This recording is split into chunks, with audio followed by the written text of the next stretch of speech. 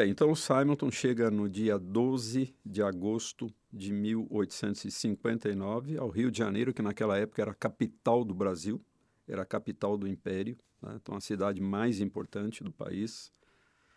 E ele já tem alguns contatos, né? Havia muitos residentes norte-americanos no Rio de Janeiro naquela época, né? Principalmente comerciantes também, navios americanos chegavam o tempo todo no porto do Rio de Janeiro. Tanto é que os primeiros cultos ele realizou em navios, né? E também nas casas de residentes norte-americanos da cidade. Então é isso. No começo foi muito difícil, mais questões práticas, arrumar uma residência, né? Fazer contatos com as pessoas mais representativas da cidade, as autoridades, se apresentar, né, como um missionário que estava chegando e tal. Aprender o português, ele chegou sem falar português, né? Então levou um tempo para ele aprender português, levou um bom tempo para ele começar a pregar em português, né? No início só pregava em inglês. E então é isso, ele chega então em agosto de 59, na metade do ano seguinte chega o seu colega Blackford. Então em meados de 1860 chega Blackford, que era cunhado de Simonton, casado com a irmã de Simonton, a Elizabeth, né? Então chega esse casal e, claro, foi uma coisa muito boa para Simonton. Agora ele tinha companhia, né? Ele tinha a sua irmã, ele tinha o seu cunhado para ajudar no trabalho.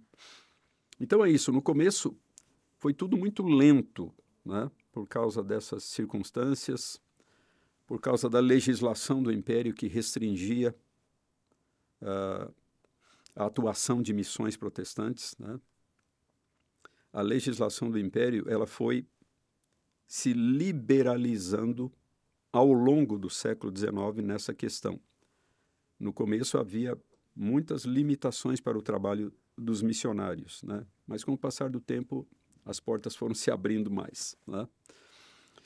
Simonton encontrou, ao chegar ao Rio de Janeiro, um outro missionário que estava lá há 4 anos, o reverendo Robert Calley, congregacional. Esse Robert Calley era um médico escocês, originalmente presbiteriana, porque a igreja presbiteriana é a igreja da Escócia, né? E que depois trabalhou por algum tempo na Ilha da Madeira, de Portugal.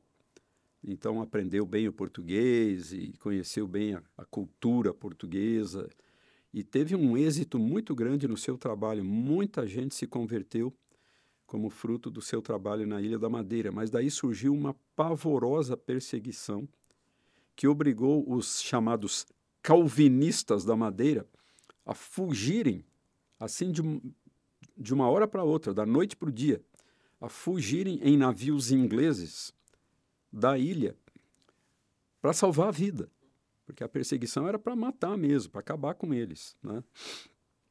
Então o Calley e os seus crentes lá, os seus paroquianos, né, tiveram que fugir e muitos deles foram inicialmente para o Caribe, né, lá na América Central, e finalmente para o estado de Illinois, lá no norte dos Estados Unidos, para 2 cidades, né, Springfield e Jacksonville, onde eles fundaram igrejas presbiterianas portuguesas. A primeira igreja presbiteriana portuguesa, a segunda igreja presbiteriana portuguesa, né?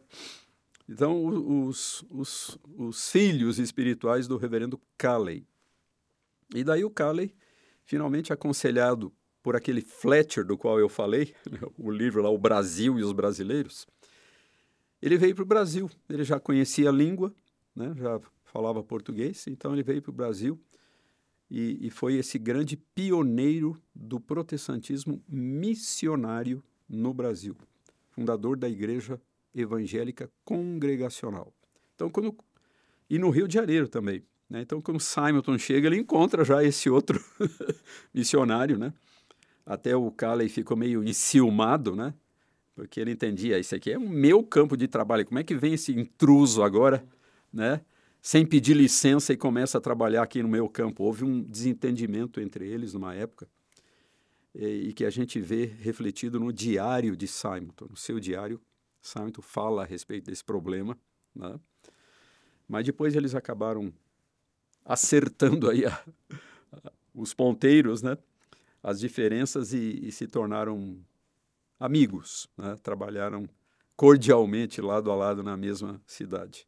Mas então é isso, né?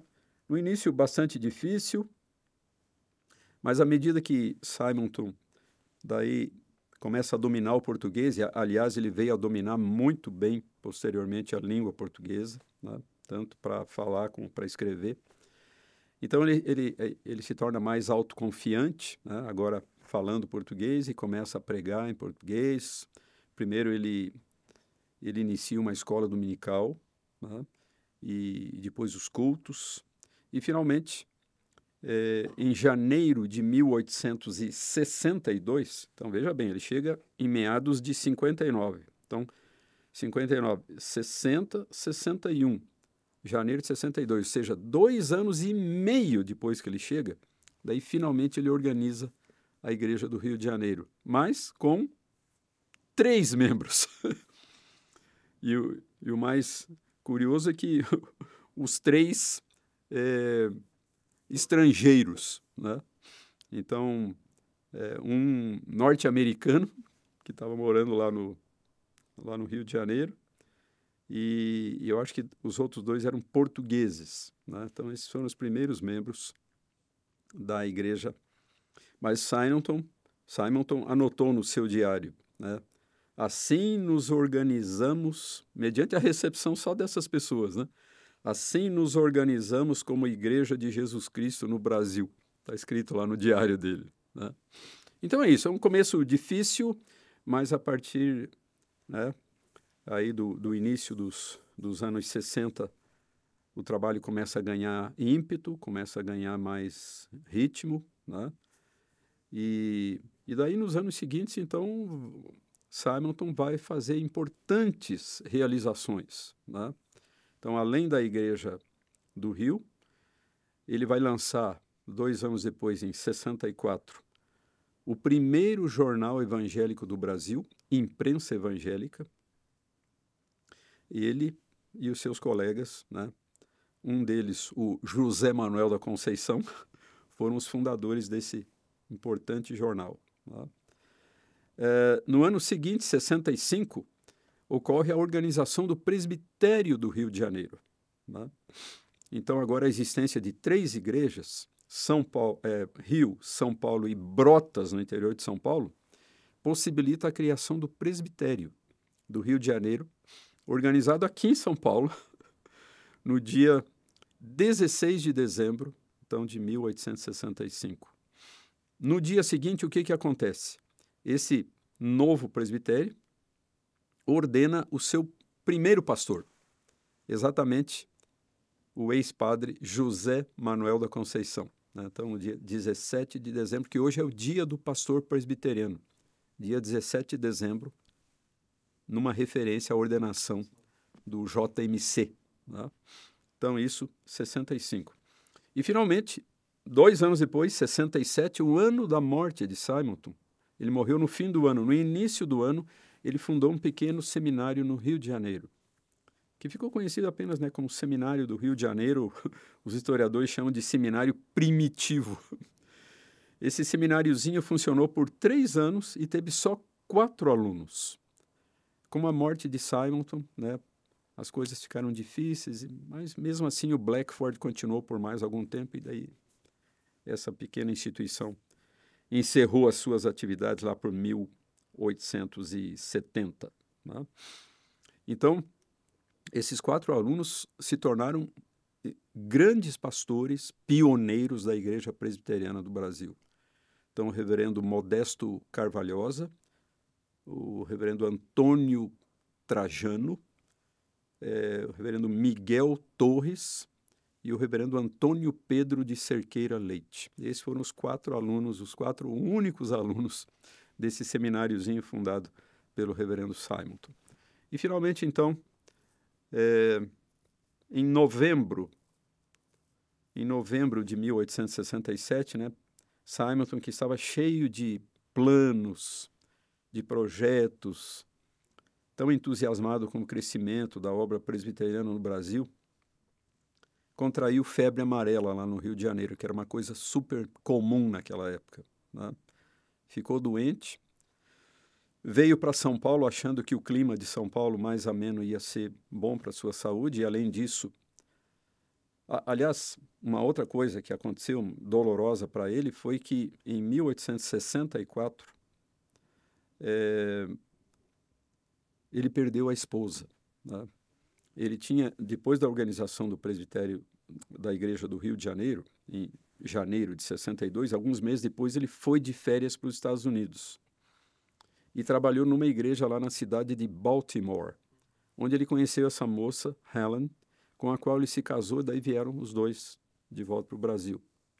Um ano depois, poucos dias depois de dar à luz a única filha que eles tiveram, né, que também teve o mesmo nome da mãe, Helen, ela faleceu por complicações do parto, né? Então Simonton, que estava tão alegre com o seu casamento, né, com o nascimento da filhinha, agora fica nessa situação horrível de viuvez, né? A perda da sua esposa. E praticamente uma das poucas pessoas que fizeram companhia para ele naquela época foi alguém que se tornaria muito famoso no presbiterianismo brasileiro, George Chamberlain, o fundador do Mackenzie, né? Então estava ali com Simonton naquele período difícil. Mas enfim, a outra razão pela qual Simonton, ao ficar doente, veio para São Paulo é que a sua filhinha, órfã de mãe, estava sendo criada pela sua irmã aqui em São Paulo, a esposa do reverendo Blackford, né? Mas o fato é esse, ele chegou aqui e só foi piorando, a sua saúde só foi, né, periclitando cada vez mais. E ele veio então a falecer no dia 9 de dezembro de 1867 e foi sepultado no cemitério dos protestantes, anexo ao cemitério da Consolação, né? Hoje, o túmulo dele é o túmulo mais antigo daquele cemitério, né? Não tem nenhum outro anterior. Embora o cemitério tenha sido fundado alguns anos antes, mas os primeiros túmulos desapareceram, então hoje o túmulo mais antigo é o do reverendo Simonton. A filha dele, depois de alguns poucos anos no Brasil, foi levada para os Estados Unidos e passou lá o resto da vida, nunca se casou, né? Então o reverendo Simonton não deixou descendentes. E alguém, então, um historiador, não sei se foi o reverendo Júlio Andrade Ferreira, disse que o reverendo Simonton teve duas filhas, né? Deixou duas filhas, a Helen, a pequena Helen, e a Igreja Presbiteriana do Brasil.